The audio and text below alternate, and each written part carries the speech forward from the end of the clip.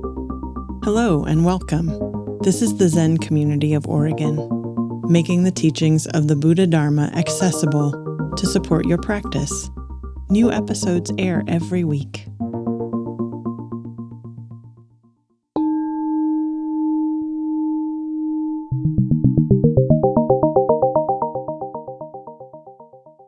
Good evening, everybody. Thank you so much for being here.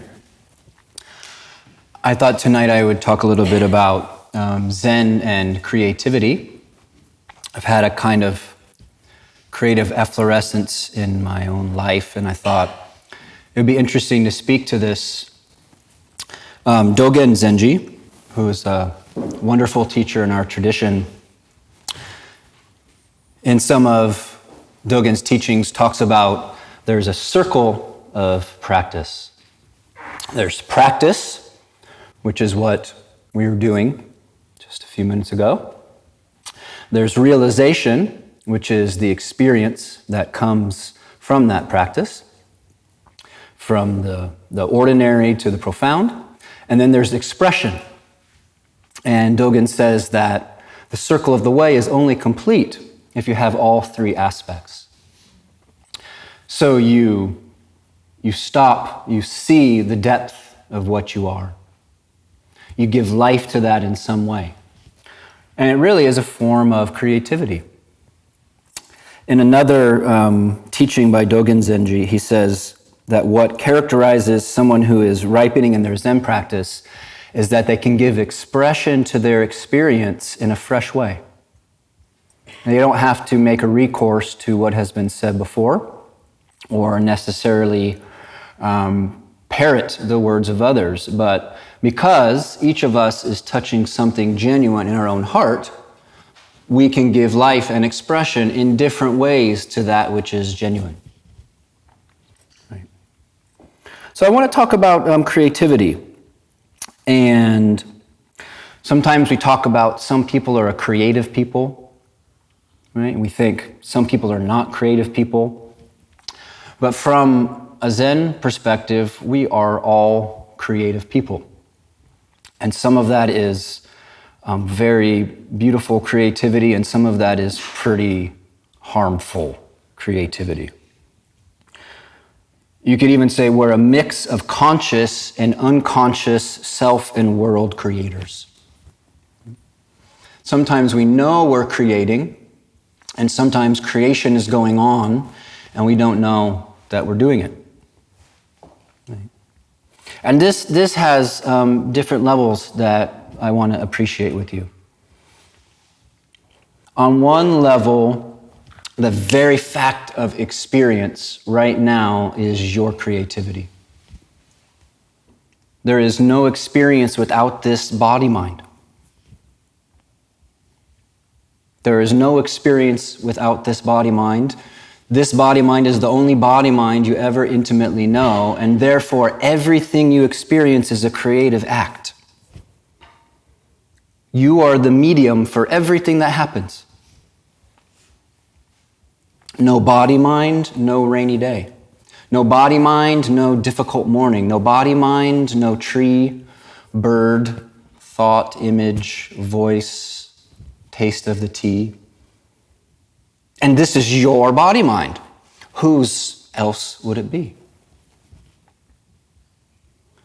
So on this level, every single moment we're involved in a creative act. The universe and us are in some kind of intercourse and things are happening. Every moment, that kind of vitality. And happening is you. You can't say anything happens without you.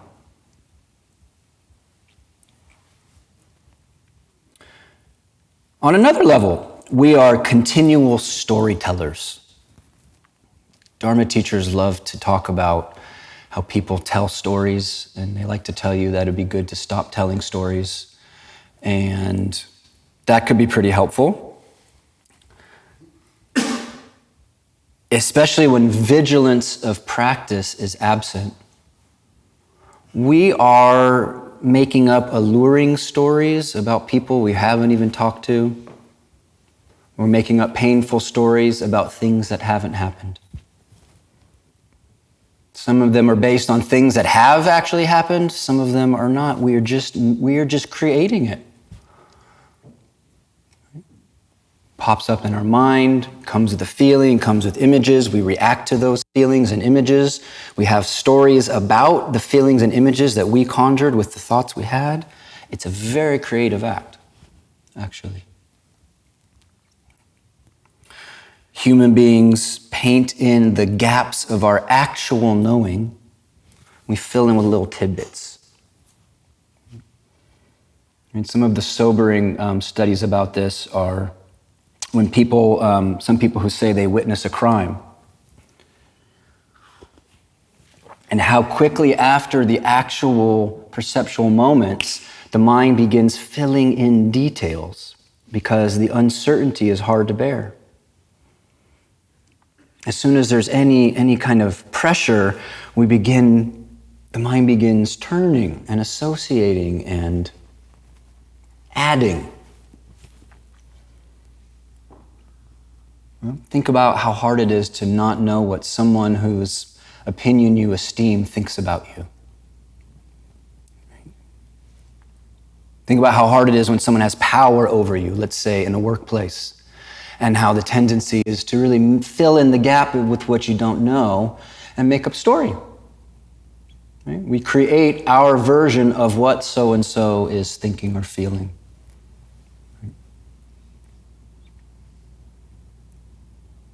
And of course, sometimes we use this faculty in very beautiful ways. And we paint pictures of possibility. But often it's an unconscious creative act. What do these created stories create? What's the consequence of this? We create conclusions, right? We decide things. We create conclusions that conclude avenues of creation by filling in the gaps, by making stuff up. So that's another level of this, right? To pay attention to. This very intimate capacity for creativity. How unconsciously it begins to take over our experience, color our experience. Similar, identity is to some degree a creative act, though it largely goes under the radar. If you've ever been away from other people for an extended period of time, it's very interesting, the relief from identity that you begin to experience. I remember doing long solo retreats and just loving that I didn't exist in the eyes of other people. I was not an object of perception of anybody. So that I wasn't created by how they saw me, because how people see us draws something forward in us, or maybe keeps something in, right? But also the fact that apart from a social context, if I'm not thinking I am such and such, how do I know who or what I am? In this moment, what is identity? I was thinking of adolescence and high school cliques. And I thought we mostly outgrew this, but then I started paying more attention to politics. And I realized we don't quite outgrow what most of us did in elementary school or high school. So there were the jocks and the band nerds. And I didn't want to be a band nerd or a jock. And I couldn't be a high achiever, so I decided I was an indie rocker. Right? But then there were some attractive girls who were punk, so I thought maybe I should become punk. And then later someone said, Jogen, you're not a Zen teacher, you're a spiritual hippie. And I thought, okay, maybe that's what I am. Identity is created.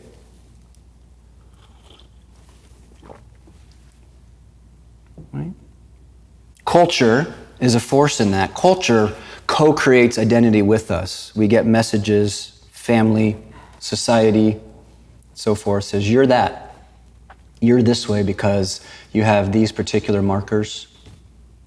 This is who you are. This is who you should be. If that is unconscious, we'll take it on. Maybe we'll rebel against it. Both are the creation of identity. Right? Whether we say, no, that's not who I am, or we go, yeah, that's who I am. Right? So culture's saying you're this, or you're not this. Internally, we're saying I'm this, I'm not that. And then we, they, you, all together, identity is co-created. But imagine a child that was raised in a culture that was so homogeneous, there was no other. Would they have an identity? What would the need for an identity be? We would recognize individuals because bodies are different, temperaments are different, and so forth. So identity is something that is made out of thin air. Is that going too far? Maybe so. It's a social reality. Right? The consequences of it for some people are rougher than for others, you could say. Related to this, we sculpt ourselves, we create ourselves through what we take in. Right? What we read and have read, what we pay attention to, have paid attention to. Right? The things we consume are creating how we see, how we feel. We don't often think about that. But what we take in is actually kind of unfolding into our nervous system. I wonder about people who watch horror movies all the time. I just think, oh my God. There are some that make me nauseous just watching the 3-second preview that I didn't choose to watch. What do we create when we take that in? This isn't a judgment. I'm actually just curious. Like, what happens to you?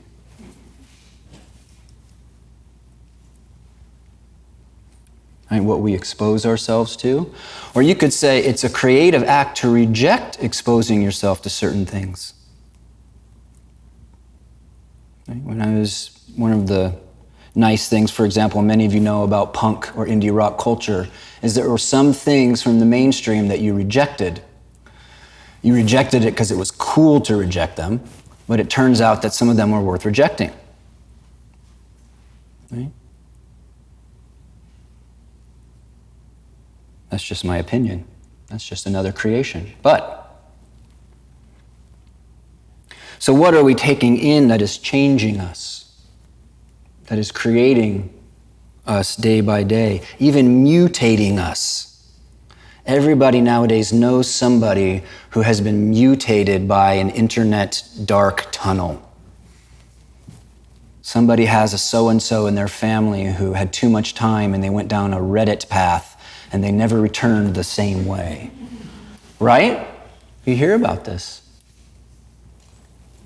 It's an unconscious co-creation of a new way of seeing. Conversely, we can create ourselves anew by taking in new perspectives. It's interesting, is it a choice? Do people choose to go down rabbit holes of dark conspiracy theories? Why would they choose that? If it's not a choice, then why don't we all go down those rabbit holes? This kind of creativity is mysterious. Mind is a creative space. Right? Your mind, my mind. Mind is a creative space. In a sense, it's like a space that is totally neutral, deeply neutral. Anything can appear in your mind. Almost anything. Any thought, shape, impulse or concept can appear in your mind. You can think it. One of my old brother monastics partially went into Zen training because this gripped him so much he felt he had to think all of the darkest thoughts possible. Because the fact that he could became so compelling, and his mind mutated to the point that it was a very scary place. So he went to take up really strong meditation practice to counteract this habit. Mind will not obstruct the darkest, most evil thought or image. There will be no obstruction. The only thing that will obstruct it is a different thought. Mind will not get excited and join with you with the most beautiful thought. It's just completely, in a way, like a pure medium of possibility. You can think anything. Anything you can think of, you can think.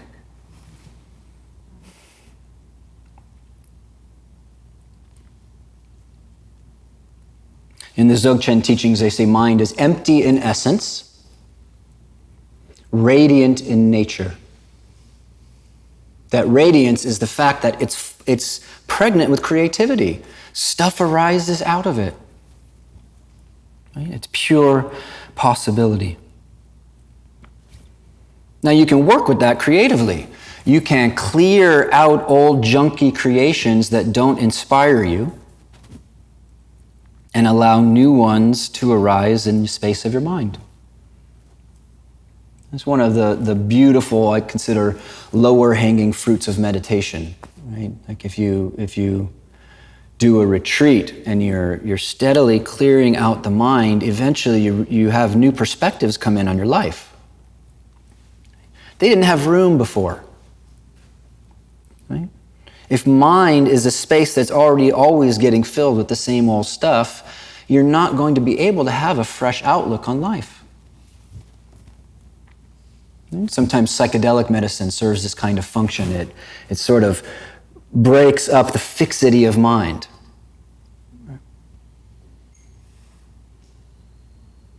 There's room for a new way of seeing, or at least the clearing out of the stale. You can clear out all creations and rest in the very vibrance of mind. So that radiance is an energy. In Zen, we call it joriki, right? The energy, the pregnancy of mind. And you can use it to make breakfast with zest. We're not talking about having to paint pictures here. You can use it to respond creatively to your neighbor's dog that poops on your lawn. I mean, we're talking about creativity. That means there's no limit on the way it can be expressed.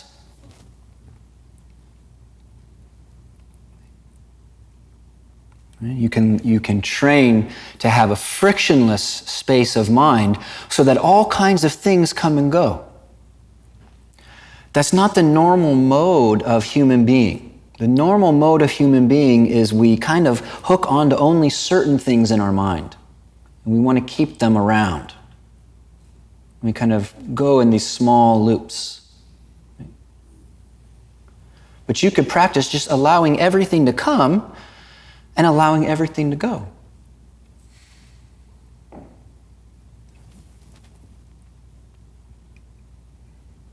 You can infuse this space of mind which allows anything, but decide you're going to flavor it with compassion. Because you know you can think some really dark stuff.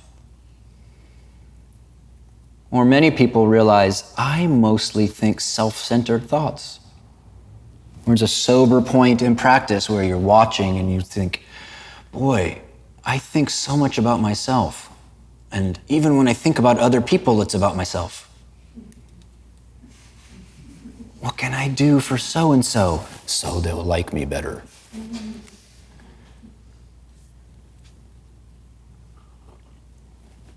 This is what we're doing when we chant the 4 Bodhisattva vows. We're recognizing the mind is empty in essence, so let's infuse it with this intention. May this mind be used to beautify life, to bring more freedom into life for as many beings as possible. What's the most creative way to do that? Right?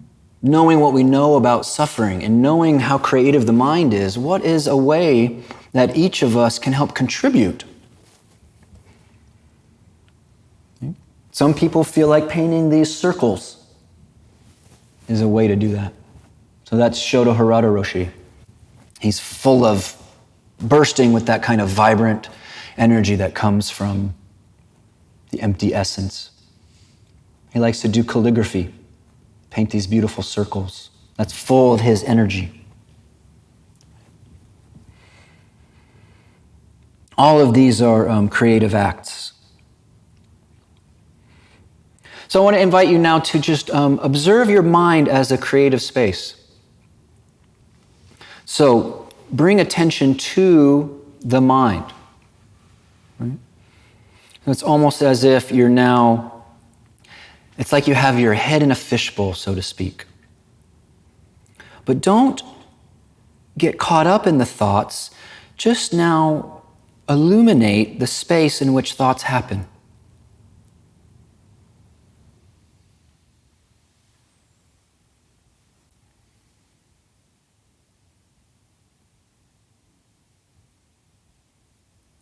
Thoughts, images, impulses. Where do they come from? See, in this moment, where do these come from?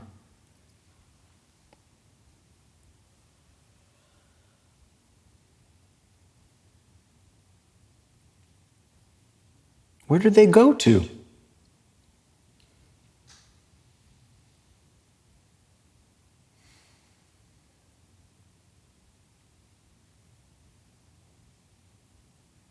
Imagine that this mind is something like a screen that thoughts and images and impulses are appearing on. And just hang out with it like that. Not getting too excited or involved in what appears, but just be that space within which this creativity happens.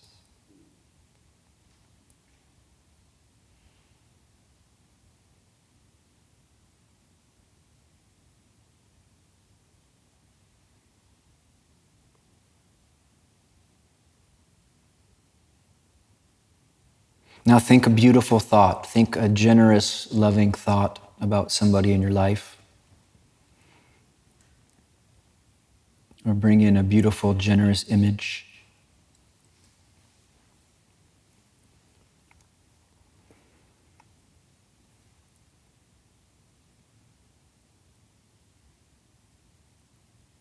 Now try thinking a mean thought. Think a mean thought that you're not supposed to think.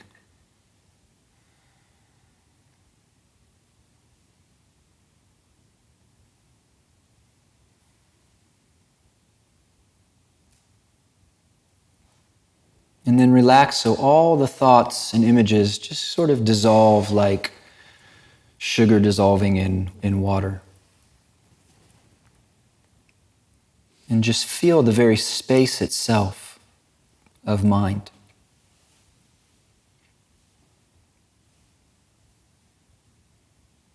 Be awake as that space.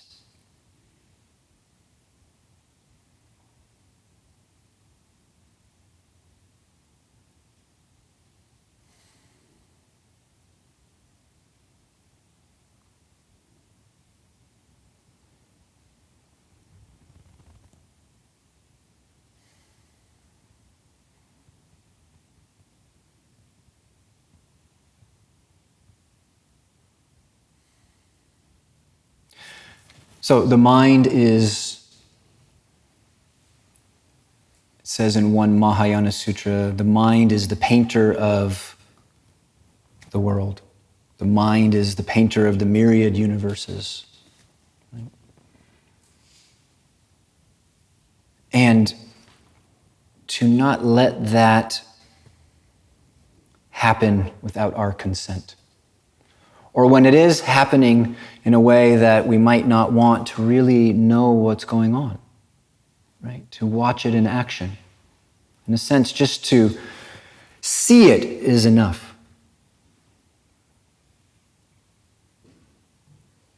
Yeah. There was, I'll end with a quote from, I believe it was the old master Joshu. This was one of the great Chinese Zen masters, and this student said, well, what's the difference between me and you? That's a pretty interesting question, right? Just really straightforward. Like, this guy's, got 1,000 monks, and the Chinese government is giving him a special hat and all these, all the stuff. And this person just very innocently, what's the difference between me and you? And he said something like, you are used by the 24 hours, but I use the 24 hours. Right? The creativity of mind.